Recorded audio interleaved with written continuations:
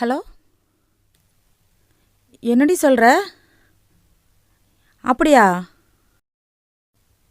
நிஜமாவா சொல்கிற? ஐயோ, ரொம்ப ஹாப்பியான விஷயம் சொல்லியிருக்க. சரிடி, ஃபோனை வை, அப்புறமா கூப்பிட்றேன். எங்கள் வீட்டுக்கார் வந்துட்டார்.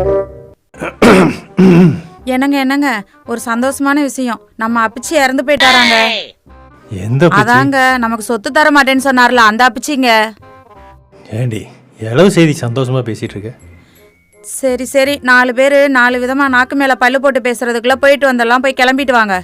வேலைக்கு போயிட்டு வந்து ரொம்ப டயர்டாக இருக்குமா? ஒரு டீ வச்சு கூட, நான் போய் முகம் கழுவிட்டு வரேன்.